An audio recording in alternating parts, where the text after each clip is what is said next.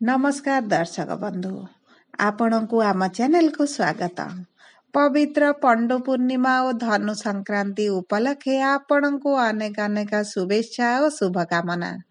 देखंतु दीर्घ 51 वर्ष परे पंडु पूर्णिमा और धनु संक्रांति गोटिए दिन रे पड़िबाकु जाउछि, जहा एक दुर्लभ संजोग अटे एवं एही गोटिए दिन रे पूर्णिमा एवं संक्रांतिर संजोग हेतु आपणक जीवन रे बड़ प्रभाव पकाइब, आपणक राशि रे प्रभाव पकाइब, विशेष भाव ग्रह मानकर चलन रे बड़ प्रभाव पकाइब। सेथिपाई आजिर भिडियोटी धनु राशिर लोकंक पई बहुत गुरुत्वपूर्ण रहिछि।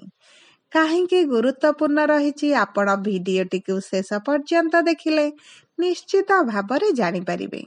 आपणकर जदि धनु राशि होइथाए तेबे एही भिडियोटी को थरे मात्र शेष पर्यंत देखंतु धनु राशिर व्यक्ति विशेषक जीवन एही पंडु पूर्णिमा और धनु संक्रांति ठारू बदलिबाकु जाउछि, कारण प्रमुख 5टी ग्रह मानक चलन रे बड़ परिवर्तन हेबाकु जाउछि, जहा फलरे आपणक जीवन रे मध्य बड़ परिवर्तन आसीबो एवं एही परिवर्तन आपणकु किछि शुभ फल देबो एवं किछि अशुभ फल मध्य देबो। देखंतु देवगुरु बृहस्पति नक्षत्र परिवर्तन करिवे एवं बक्री स्थिति रे मध्य रहिबे। ताहा सहित शनि बक्री रु मार्गी होइचंदी एवं मार्गी अवस्था राशि परिवर्तन करिवे। ताहा सहित बुध शुक्र सूर्यंकर राशि परिवर्तन हेबो, जहा फलरे आपणक जीवन रे तो बहुत बड़ परिवर्तन आसीबो।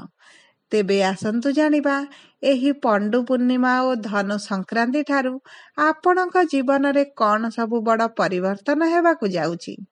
किंतु भिडियोटी आरंभ करिबा पूर्वरु जदि आपणकर भी धनु राशि होइथाए एवं आपण भी ईश्वर को आंतरिक भक्ति एवं विश्वास करती ते भिडियोटी को लाइक करंतु, कमेंट बॉक्स रे जय जगन्नाथ जय मां लक्ष्मी अवश्य लिखि दियंतु, जहा फलरे महाप्रभुंकर अपार कृपा आपणक उपरे रहिथिबो। ताहाले आसंतु जानिबा केउ केउ बड़ परिवर्तन आसीबो एही 5टी ग्रह मानकर राशि परिवर्तन रे आपणक जीवन रे। देखंतु आपणकर कर्म क्षेत्र रे, आपणक वैवाहिक संपर्क रे, विशेष भाव रे आपणक स्वास्थ्य रे बड़ परिवर्तन आसीबो।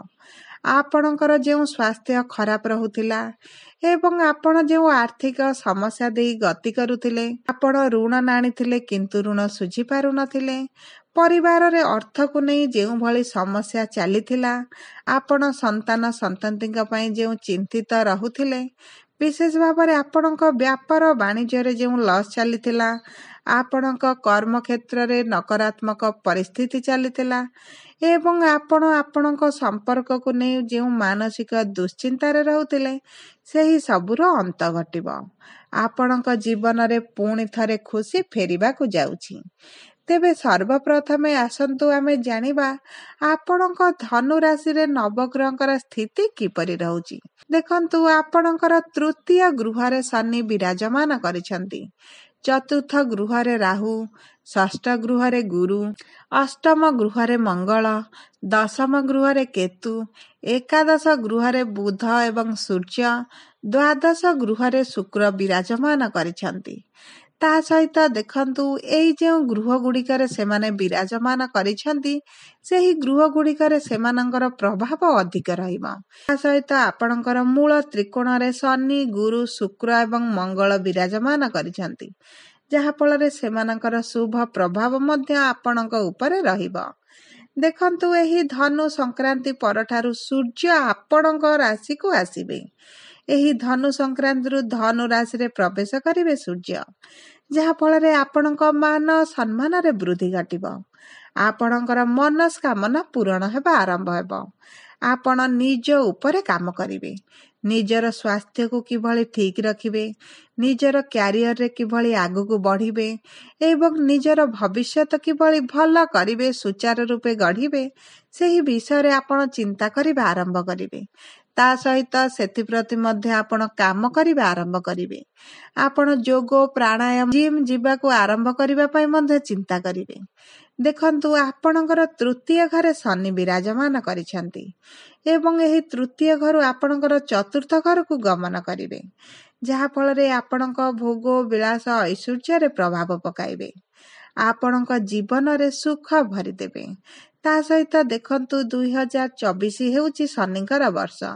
ଏହି 2024 ଶେଷ ହେବାକୁ ଯାଉଛି ଏବଂ ବିଦାୟ ସମୟରେ ଶନି ଆପଣଙ୍କୁ ଶୁଭାଶୁଭ ଫଳ ପ୍ରଦାନ କରି ବିଦାୟ ନେବେ। ଆପଣଙ୍କ ରାଶିରେ ଆପଣଙ୍କର ଚତୁର୍ଥ ଘରେ ଏବଂ ତୃତୀୟ ଘରେ ପ୍ରଭାବ ପକାଇବେ। ଆପଣଙ୍କର ତୃତୀୟ ଘର ହେଉଛି ଅନଲାଇନ କାରବାରର ଘର। ଆପଣ ଯଦି ସୋସିଆଲ ମିଡିଆ କିମ୍ବା ଡିଜିଟାଲ ମାର୍କେଟିଂରେ କାମ କରୁଛନ୍ତି, ଆପଣଙ୍କୁ ବଡ଼ ସଫଳତା ମିଳିବ। ଆପଣ ଉନ୍ନତି କରିବା ଆରମ୍ଭ କରିବେ। ଆପଣଙ୍କର ଧନ ଇନକମଟି ବଢ଼ିଯିବ। ବିଶେଷ ଭାବରେ ଯେଉଁମାନେ ସୋସିଆଲ ମିଡିଆ ଇନଫ୍ଲୁଏନ୍ସ ଅଛନ୍ତି କିମ୍ବା ଅନଲାଇନରେ କାମ କରୁଛନ୍ତି, ସେମାନଙ୍କ ପାଇଁ ଶନିଙ୍କର ଭଲ ପ୍ରଭାବ ରହିବ। ତା ସହିତ ଆପଣଙ୍କୁ କାମ ପାଇଁ ହେଉ କିମ୍ବା ଆପଣଙ୍କ ପରିବାର ଲୋକଙ୍କ ପାଇଁ ହେଉ ଛୋଟ ବଡ଼ ଯାତ୍ରା କରିବାକୁ ପଡ଼ିବ। ଏହି ଧନୁ ସଂକ୍ରାନ୍ତି ପରେ ଆପଣଙ୍କର ଦେଖିବେ ଅଧିକ ଟ୍ରାଭେଲ କରିବାକୁ ପଡ଼ୁଥିବ। ଏହାର କାରଣ ହେଲା ଆପଣଙ୍କର ତୃତୀୟ ଘରେ ଶନିଙ୍କର ବିରାଜମାନ। ଆପଣଙ୍କ ସାନ ଭାଇ ଭଉଣୀଙ୍କ ସହିତ ଆପଣଙ୍କ ସମ୍ପର୍କ ଏବେ ମଧୁର ହେବ। ଆପଣଙ୍କର ତାଙ୍କ ସହିତ ସମ୍ପର୍କରେ ଯେଉଁ ମନ ମାଳିନ ଚାଲିଥିଲା, ତାହା ମଧ୍ୟ ଦୂର ହୋଇଯିବ। ତା ସହିତ ଆପଣଙ୍କର ଚତୁର୍ଥ ଘରେ ରାହୁ ବିରାଜମାନ କରିଛନ୍ତି। ରାହୁ ହେଉଛନ୍ତି ଆପଣଙ୍କର ମନକୁ ଭ୍ରମିତ କରିବାର କାରକ ଗ୍ରହ। ଆପଣଙ୍କ ଜୀବନରେ ଟୁଇଷ୍ଟ ଆଣିବା ପାଇଁ ଚିନ୍ତା କରିବେ। ଆପଣ ଏହି ସମୟ ମଧ୍ୟରେ ପୁରୁଣା ଜିନିଷକୁ କାଢ଼ି ନୂତନ ଜିନିଷ ରଖିବାକୁ ଚିନ୍ତା କରିବେ। ପୁରୁଣା ଗାଡ଼ି ବିକି ନୂତନ ଗାଡ଼ି କିଣିବା କିମ୍ବା ଘରେ କୌଣସି ପୁରୁଣା ସାମଗ୍ରୀକୁ କାଢ଼ି ନୂତନ ସାମଗ୍ରୀ କିଣିବା ପାଇଁ ମନସ୍ଥ କରିପାରନ୍ତି ଏବଂ ଆପଣ ଖର୍ଚ୍ଚ ମଧ୍ୟ କରିବେ। ଆପଣଙ୍କ ପରିବାର ଲୋକଙ୍କ ଖୁସି ପାଇଁ ଆପଣ ଖର୍ଚ୍ଚ କରିବେ। ତା ସହିତ ଆପଣଙ୍କ ମାଙ୍କ ପାଇଁ ଆପଣଙ୍କର ଯେଉଁ ଚିନ୍ତା ରହୁଥିଲା, ତାହା ଦୂର ହୋଇଯିବ। ଆପଣଙ୍କ ମାଙ୍କ ସ୍ୱାସ୍ଥ୍ୟରେ ଧୀରେ ଧୀରେ ପରିବର୍ତ୍ତନ ଆସିବ। ଦେଖନ୍ତୁ ଆପଣଙ୍କର ଷଷ୍ଠ ଘରେ ଦେବଗୁରୁ ବୃହସ୍ପତି ବିରାଜମାନ କରିଛନ୍ତି। ଷଷ୍ଠ ଘର ହେଲା ଆପଣଙ୍କର ରୋଗ, ଋଣ ଏବଂ ଶତ୍ରୁର ଘର। ଆପଣଙ୍କ ରାଶିର ସ୍ୱାମୀ ହେଉଛନ୍ତି ଦେବଗୁରୁ ବୃହସ୍ପତି, ଯେଉଁଥିପାଇଁ ଗୁରୁ ଆପଣଙ୍କର ଷଷ୍ଠ ଘରେ ରହିଥିବାରୁ ଆପଣଙ୍କୁ ନିଶ୍ଚିତ ଭାବରେ ଶୁଭାଶୁଭ ଫଳ ପ୍ରଦାନ କରିବେ। ଆପଣ ଋଣମୁକ୍ତ ହେବା ଆରମ୍ଭ କରିବେ। ଯେଉଁ ଅର୍ଥକୁ ନେଇ ସମସ୍ୟା ଚାଲିଥିଲା, ତାହା ଦୂର ହେବା ଆରମ୍ଭ ହେବ। ଆପଣଙ୍କର ଶତ୍ରୁମାନଙ୍କର ପ୍ରଭାବ କମିଯିବ। ଆପଣ ଦେଖିବେ ଆପଣଙ୍କ କର୍ମକ୍ଷେତ୍ରରେ ଯେଉଁମାନେ ଶତ୍ରୁତା ଆଚରଣ କରୁଥିଲେ, ଏବେ ତାଙ୍କର ଆଚରଣରେ ପରିବର୍ତ୍ତନ ଆସିବ କିମ୍ବା ଆପଣଙ୍କ ଠାରୁ ଦୂରତା ଆରମ୍ଭ କରିବେ। ତା ସହିତ ଆପଣଙ୍କର ଅଷ୍ଟମ ଘରେ ମଙ୍ଗଳ ବିରାଜମାନ କରିଛନ୍ତି। ଅଷ୍ଟମ ଘର ହେଉଛି ଆପଣଙ୍କର ଗୁପ୍ତ ଧନର ଘର, ଗୁପ୍ତ ଜ୍ଞାନର ଘର। ଯେଉଁମାନେ ରିସର୍ଚ୍ଚ କାମ କରୁଛନ୍ତି କିମ୍ବା ଉଚ୍ଚଶିକ୍ଷା କରିବାକୁ ଚାହୁଁଛନ୍ତି, ଏହି ଧନୁ ସଂକ୍ରାନ୍ତି ପରେ ଆପଣଙ୍କର ଭାଗ୍ୟ ନୂଆ ମୋଡ଼ ନେବ। ଆପଣଙ୍କୁ ଆପଣଙ୍କ ଜୀବନରେ ସଫଳତା ମିଳିବା ଆରମ୍ଭ ହେବ। ଆପଣଙ୍କୁ ଗୁପ୍ତ ଅର୍ଥ କିଛି ମିଳିପାରେ। ଅଚାନକ ଧନ ପ୍ରାପ୍ତି ହୋଇପାରେ। ଆପଣଙ୍କୁ ସରକାରୀ ସ୍ତରରୁ କିଛି ସାହାଯ୍ୟ ମଧ୍ୟ ମିଳିପାରେ। ଆପଣଙ୍କର ଭାଗ୍ୟ ଆପଣଙ୍କ ସାଥ ଦେବା ଆରମ୍ଭ କରିବ। ତା ସହିତ ଦେଖନ୍ତୁ ଆପଣଙ୍କର ଲାଭର ଗୃହରେ ବୁଧ ଏବଂ ସୂର୍ଯ୍ୟ ବିରାଜମାନ କରିଛନ୍ତି। ବୁଧ ହେଉଛନ୍ତି ବାଣୀର କାରକ ଗ୍ରହ ଏବଂ ଆପଣଙ୍କ ଲାଭର ଗୃହରେ ବସି ଆପଣଙ୍କ ବାଣୀକି ଶୁଦ୍ଧ କରିବେ। ଆପଣ କଥା କହି କାମ କରିବେ। ଆପଣ ଯେଉଁ କାମ ପାଇଁ ପୂର୍ବରୁ ବହୁତ ଚିନ୍ତିତ ରହିଥିଲେ ଏବଂ ବହୁତ ଚେଷ୍ଟା କରି ବିଫଳ ହୋଇଥିଲେ, ଏବେ ଆପଣ ଆପଣଙ୍କ କଥାରେ ସେହି କାମଟିକୁ କରିଦେବେ। ଆପଣ କଥାର ମଧୁରତା ବଢ଼ିଯିବ, ଯାହାଫଳରେ ଆପଣଙ୍କର ଶତ୍ରୁମାନେ ଆପଣଙ୍କ ସହିତ ମିତ୍ରତା ପାଇଁ ବି ମଧ୍ୟ ଚେଷ୍ଟା କରିବେ।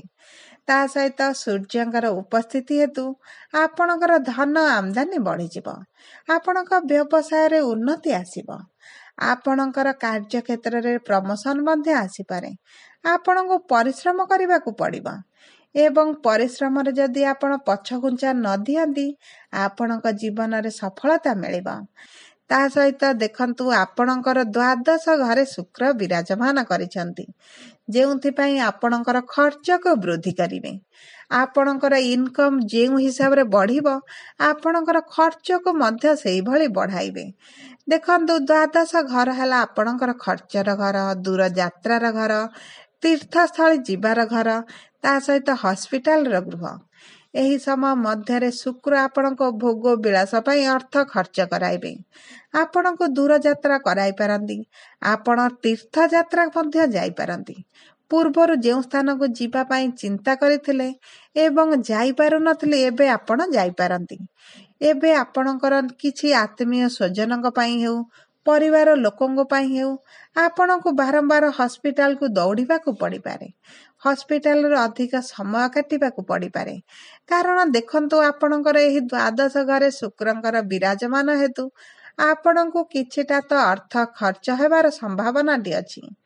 ତା ସହିତ ଦେଖନ୍ତୁ, ଏହି ଧନୁ ସଂକ୍ରାନ୍ତି ପରେ ଆପଣଙ୍କ ଜୀବନରେ ବଡ଼ ପରିବର୍ତ୍ତନ ଆସିବ। ଆପଣଙ୍କ ସମ୍ପର୍କରେ ମଧ୍ୟ ଆସିବ। ବିଶେଷ ଭାବରେ ଯେଉଁମାନେ ପାଠ ପଢ଼ୁଛନ୍ତି ଏବଂ କମ୍ପିଟେଟିଭ୍ ପରୀକ୍ଷା ଦେଉଛନ୍ତି ସେମାନଙ୍କ ଜୀବନରେ ତ ବହୁତ ବଡ଼ ପରିବର୍ତ୍ତନ ଦେଖିବେ ଏବଂ ସେମାନଙ୍କ ପରିଶ୍ରମ ଅନୁଯାୟୀ ଶନିଦେବ ସେମାନଙ୍କୁ ଫଳ ପ୍ରଦାନ କରିବେ। ଯଦି ଆପଣଙ୍କୁ ଆମ ଭିଡ଼ିଓଟି ପସନ୍ଦ ଆସିଲା ଭିଡ଼ିଓଟିକୁ ଲାଇକ୍ କରନ୍ତୁ। କମେଣ୍ଟ ବକ୍ସରେ ଜୟ ଜଗନ୍ନାଥ, ଜୟ ମା ଲକ୍ଷ୍ମୀ ଅବଶ୍ୟ ଲେଖନ୍ତୁ। ଯଦି ପ୍ରଥମ ଥର ଆମ ଚ୍ୟାନେଲକୁ ଆସିଛନ୍ତି ଚ୍ୟାନେଲଟିକୁ ସବସ୍କ୍ରାଇବ୍ କରନ୍ତୁ। ପାଖରେ ଥିବା ବେଲ୍ ଆଇକନକୁ ପ୍ରେସ୍ କରନ୍ତୁ। ଧନ୍ୟବାଦ।